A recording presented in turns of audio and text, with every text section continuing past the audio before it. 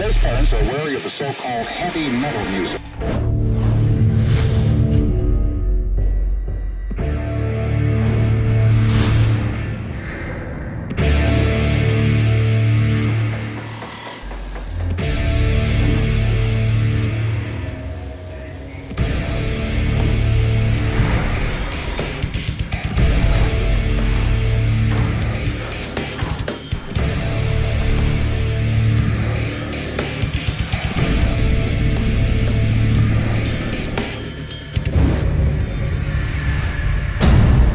Salut à tous, METALXS, c'est l'essentiel de l'actualité métal et dérivé en quelques minutes, le tout en images, en musique et en interview. METALXS est une exclusivité Refix by Crédit Mutuel, la plateforme de toutes les musiques, tous les talents en partenariat avec Artforce. C'est parti! Le groupe suédois Sabaton a fait des conflits et des héros du passé, souvent méconnus, sa principale source d'inspiration pour accompagner son power metal conquérant. Épaulés par des historiens et des fans du monde entier, les musiciens relatent d'album en album des épopées, des destins, tragiques et glorieux. Ces dernières années, Sabaton se penche sur des épisodes de la Première Guerre Mondiale et croise régulièrement des faits et des histoires survenus en France. Nous avions suivi le groupe à Verdun pour l'album The Great War. Aujourd'hui, il rend hommage à l'histoire méconnue d'un combattant, Séverin Roche, pour illustrer son EP et lui consacre un titre, The First Soldier, à quelques mois de jouer à l'Olympia pour une date sold out. Pär Sundström, le bassiste et fondateur de Sabaton, nous raconte comment il a appris l'existence de cet authentique héros de l'armée française. Well, we get a lot of stories sent in by our fans from all over the world. From the Swedish history, we wouldn't never learn a story like this, mainly because probably it's only been told in French before. But thanks to a lot of fans who send in emails, we read through them, we see if there's something interesting, and if it is, we start doing some research about it. I think we were captured by the story of Albert. It's a person who has a lot against him, a lot of odds against him, and still devoted, dedicated. Even if he is rejected in the army, he tries again. Eventually he enlists, and he's not only eventually respected, but actually deemed a hero of France and named the first soldier of France for his actions during the First World War. Depuis 2022, Sabaton a lancé un triptyque de EP, Echoes of the Great War. C'est le deuxième volet qui paraît. En quoi consiste ce concept? We had an idea that we wanted to prolong the idea or the story of the First World War. We have already created 2 albums of it. The first one, The Great War, and the other one, The War to End All Wars. And we thought that we had a little bit more in the same historic era, and that we wanted to share with fans. Of course, there are way more stories than we ever can tell, but due to the fact that Corona delayed our time until we could go on tour, we had time to record more songs than fitted on the records, and this is what people see now in the EPs. We decided to release a couple of EPs to prolong the stay in this historic era of time, the World War I, and all the 3 EPs, they have each one lead single. The first one we released was Father, and that one was the lead single of the first EP called Weapons of the Modern Age. The EP that we are now releasing is called Heroes of the Great War, and the lead single is The First Soldier, about Albert Roche. Nous sommes en 1913. La guerre est sur le point d'éclater en Europe et la puissante armée française se tient prête. Albert Séverin Roche, âgé de 18 ans, est fils de paysan. Mais il sait déjà que son destin n'est pas d'être fermier à son tour. Il se sent l'âme d'un combattant et choisit de s'engager dans l'armée. Ou plutôt, il tente de s'engager, car ça n'est pas aussi facile que prévu. Albert ne mesure que 1,58 m. Il ne correspond pas vraiment au modèle du Français robuste que l'armée recherche. Il n'est pas non plus très charpenté. Sa demande est donc refusée. Sabaton a choisi l'image animée pour illustrer certaines de ses histoires. Chaque clip est d'ailleurs très proche des visuels de jeux vidéo. Après avoir fait appel à des acteurs et joué eux-mêmes dedans, est-ce un nouveau mode d'illustration qui leur procure plus de liberté qu'auparavant?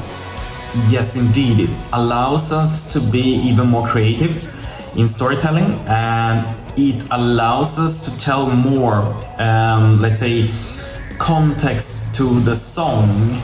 In only one music video, for example, we are usually only allowed to explain the lyrics of the song and the 3-4 minutes that we have, and we are limited to that, and sometimes some of the topics that we are doing is simply not possible to do with the live action videos. And that's great that we can do the animated videos like we did for the first soldier here, because they really are able to tell the story behind it and combine it with the music, so anybody viewing this has the full context. I think the continuation of this is something we would love to do in one way or another. I mean, we have the Sabaton History channel, who is more like fact-based, and then we have the animated story videos, which are more entertaining and more easy to melt, and then we usually have music videos, which is spot on. But it's just for everybody to enjoy whatever suits them the best. Me personally, I love the animated story videos because they allow us to tell stories in a way we can't do them with live action. L'histoire des conflits mondiaux est une source inépuisable, malheureusement devrait-on dire. Comment trouve-t-il l'inspiration pour mettre ces histoires en paroles et en musique, et savent ce qui fera une bonne chanson ou non?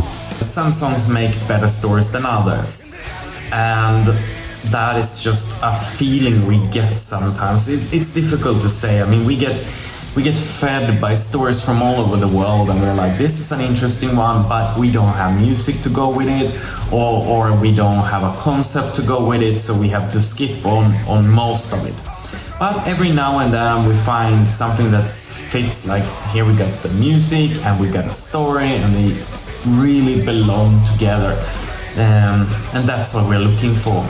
I think here on the first soldier, for example, I mean, we already had the story of Albert for a very long time, but we didn't have the music, so we were waiting for the right music to be created by us, and at some point it was just there. The song was very heroic, and we were like, okay, we need a heroic story, and then we went through our little library of stories that we have saved, and then we find a story that eventually became the first soldier.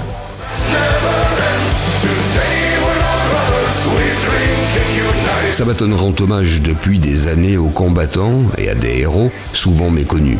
Pär a-t-il réfléchi quel homme il aurait été s'il avait dû partir à la guerre, comme ceux qui l'ont fait dans le passé et même aujourd'hui? Quel corps d'armée aurait-il choisi? I mean, first of all, I would say I don't want to go to war. Knowing everything I know, I would avoid it. If I would do it, I know myself that I would go for a career. I would go for finding some or fulfilling some childhood dreams, and that would be to fly. So I would definitely go and be a pilot. En 2023, la guerre est à peine à quelques milliers de kilomètres de nos portes. Eux qui, en tant que groupe, racontent depuis des années des conflits qui se sont passés il y a 80, 120 ans ou plusieurs siècles sur le sol européen, comment vivent-ils cela en tant qu'individus depuis que cela touche le présent et les gens qui, pour beaucoup, font partie de leur public des deux côtés des belligérants? Yeah, now that we have a war very close to our borders, all I can say is that I'm against all wars. I hate bloodshed. I think our 20 years of music is evidence that we would rather see that wars ending. It's a shame that it's happening, and clearly we haven't learned from our mistakes. Makes me depressed, of course. It would be better that we learn from history. Sur une note plus musicale, Sabaton joue à guichet fermé à l'Olympia le 21 avril et Pär a une petite révélation à faire. We are really looking forward to it. I assume it's gonna be the premiere of the song The First Soldier. Even though we started tour a little bit earlier, we think and we discussed it internally in the band, and we think that it makes more sense that we save this song even if it becomes popular in other countries as well. I think we're gonna save it and premiere it for the French fans. I think that French fans deserve it.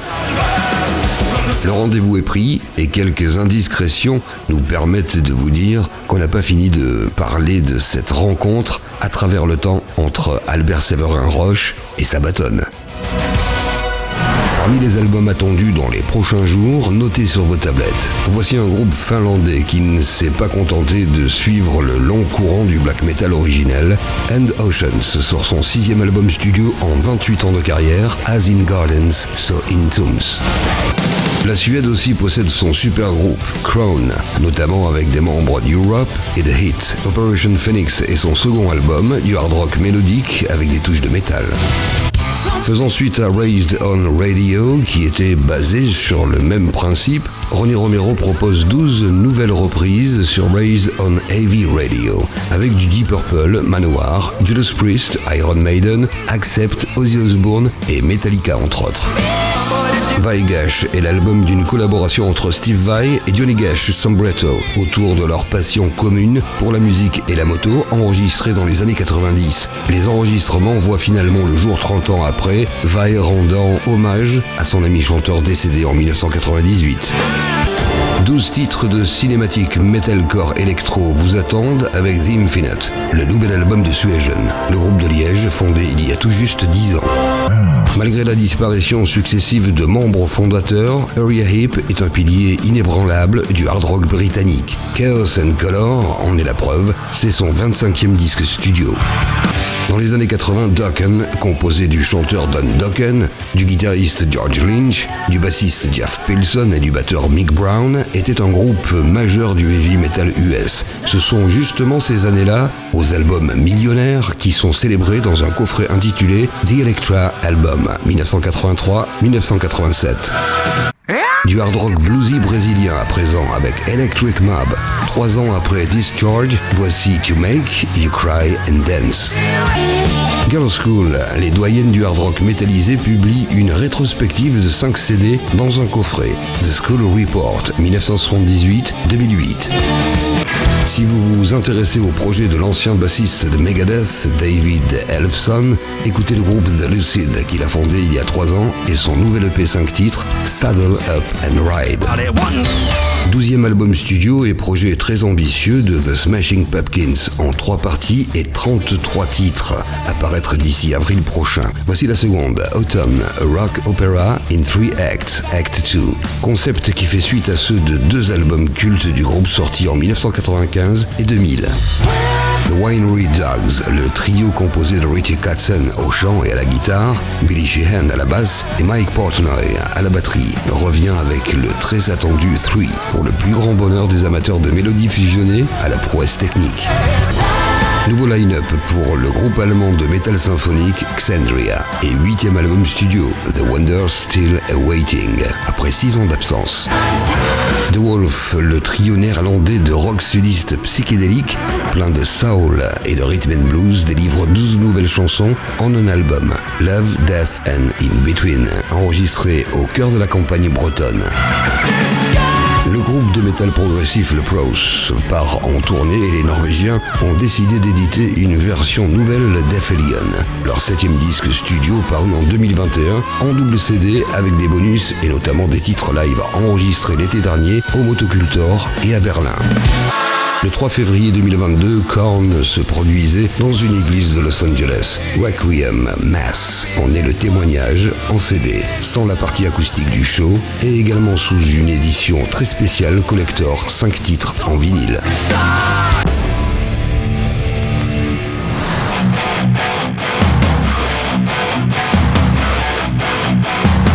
Sur le papier, les Américains Hailstorm et les Suédois Avatar ne partagent pas vraiment les mêmes racines musicales, ni le même univers visuel. Mais ils ont déjà tourné ensemble il y a quelques années, et de cet attelage étonnant a germé l'idée d'un duo entre la chanteuse LZZY HALE et le groupe mené par Johannes Eckerström. METALXS a pu immortaliser la précieuse rencontre de ces deux protagonistes lors d'une interview à Paris. We were playing certain festivals with each other but never actually got to meet. And then so I mean, they have a drummer that you meet whether you intend to meet or not to meet other. It's very Hi, true. on golf carts It's and very stuff. true. You know, so He walks in and he is loud in every sense. You can hear him before you see him, and he's always dressed crazy. Although I think you were outdoing him today. So yeah, but I get paid to look like this. He just does it.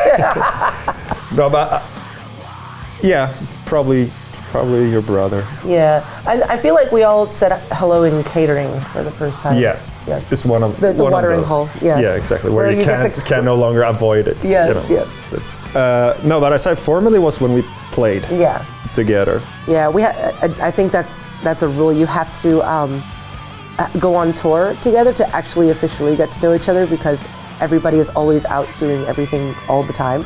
So we're lucky to both be very busy. Yeah, exactly. So yeah, so you know, when you asked me to do this project with you, I was like, oh, good. Now I we get can to talk. see you. I know. Now we can talk. Now we can exchange emails finally. Also, there's a shyness and awkwardness in festival backstage areas, like you have no idea the people that I have gotten to know after a while, who you then when you talk you realize like, oh yeah, I was walking past your dressing room at the time and I was checking, but I didn't want to bother you guys, didn't know. Yeah. And everybody's very like, I don't want to disturb them, I don't want to crash their thing and stuff. So it's just a lot of awkward peeking around corners. Yeah, and like, hey, there, and then back and no one actually talks unless you have talked 1,000 times before. Que s'est-il passé depuis 2018 pour qu'ils se retrouvent à collaborer ensemble sur la chanson Violence No Matter What, qui figure sur le nouvel album d'Avatar à paraître? Well, I think I kept hearing LZZY sing. That's what happens, you know, and we in the band work on a song that like this, you know, just it started with the intro of the song, How Hard Can It Be, call and response thing, that this is a good idea, it's stupid to if just I do it, so now this will now be a duet. And then thinking of who to do it with, I have a particularly strong memory of, we played a festival in Mexico City, Domination. Yeah.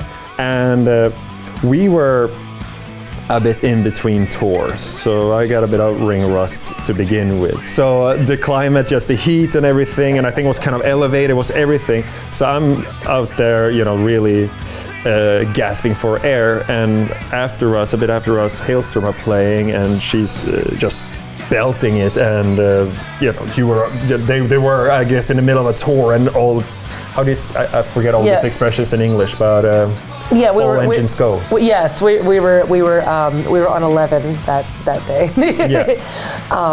And you know, that just stuck with me, because I was a bit like, oh fuck, like, because it was so, I struggled. Stop it. No, so moments like that, and just then comes that we have a song like this that is, you know, it's supposed to be pretty harsh, but at the same time it's a very melodic song, and you know, someone who can balance all of that and be very, very aggressive while having all the nuances of actually, you know, not just tell the story of the lyric, but the story of the melodic content. And LZZY is a really good singer. No, you're very sweet.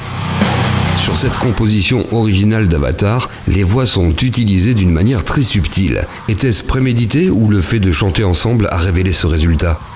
We wanted it to be like proper, like, because obviously we did it on separate continents, the recording, but wanted to feel like really two people sing together, you know. And I think, like, so the harmonization that we have, how would you say it, like equally featured.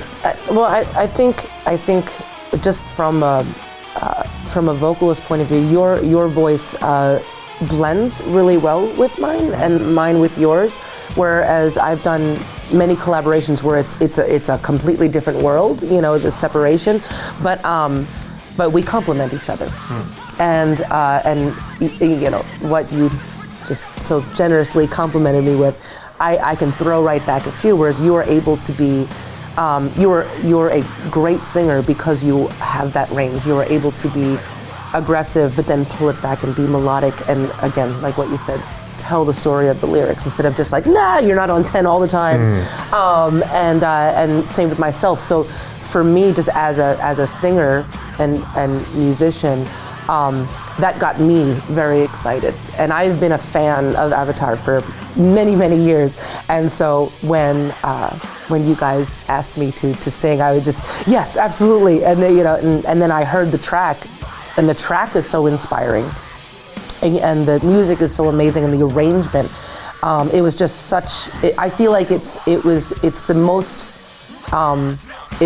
fun track that I've collaborated on in many years. It was just one of those things where it just kind of it speaks to you. It does not feel like it's work or a job or like, okay, I have to do this. It's not that. It was just I really wanted to. That's much appreciated. Thank you. Oui, parce qu'on peut dire qu'en termes de duo, LZZY n'en est pas à son premier et elle peut comparer. Petit rappel.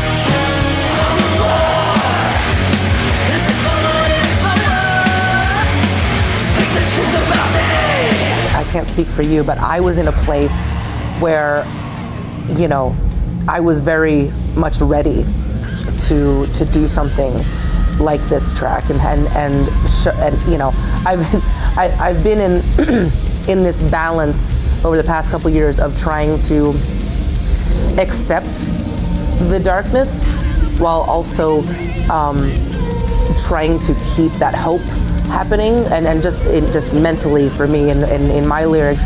And then I feel like with this track that I was ready for that. So I don't know where you were at when you were writing it, but I was like, okay, I can feel this, you know. Yeah, I think this one was that I think is different for us. I mean, if you really pay attention to what we do, it's pretty obvious what we believe in, what we stand for. But we still, prior to this, hadn't really ever sung that no one gets to be a fucking fascist before. You know, yes. that was new for us, and that and the attitude. You know, of course, I'm sure that informs how you sing and the music. Just that you come in with that attitude instead of, okay, this time, because that is actually based in like. There was some big extreme right-wing neo-Nazi demonstration in Sweden a bunch of years ago, which was relatively big, meaning maybe people up to the hundreds of people maybe. Then the counter demonstration was of course even bigger, and thousands of people came out to just counter that, which is amazing. And one of my favorite signs that someone held up at that demonstration I saw is like, can't believe we still have to protest this shit. Yep. Because you know, I'm fine with disagreeing with people. I'm fine with talking, you know, arguing over tax rates or how we best finance schooling or road building, whatever, you know, like policy, like. But the fact that we are still the people are still so susceptible to slip into the same awful ideas we've done so many times before, and like and you know, latch on to leaders who stand for those kind of ideas directly or indirectly, consciously or subconsciously. But all this make so and so great again, like a former glory, all that. That was the beautiful thing about this song, is that we were both on different continents, but as everybody knows in the world, we're going through the same thing in America. Whereas, like, we're just, like, me personally, I'm sick of the same things that you're sick of, and history keeps repeating itself. And exactly, no one gets to be a fucking fascist. Yeah. And why are we still arguing about this stuff? Why are we still dealing with this when we obviously know, you know, due to our history, if anybody was paying attention, you know, this happened before. We already learned this lesson, so why are we still here? And good news about paying attention to history is that all these stories always ends with some leader somewhere being hung by his own people. Yes. So, I mean, with some patience, we'll make it through this round as well. Yes. Vous retrouverez Violence No Matter What sur l'album Dance Devil Dance, à paraître le 17 février prochain. Avatar sera en tournée pour 3 dates en France. 2 sont désormais complètes, le 10 mars à l'Olympia et le 23 mars au Transborder à Lyon. Mais il reste encore quelques places le 28 mars au Rocher des Palmeurs à Bordeaux. Une tournée événement à laquelle est associé notre partenaire Heavy One. Avatar sera également les invités de METALXS dans une toute prochaine émission, alors restez connectés.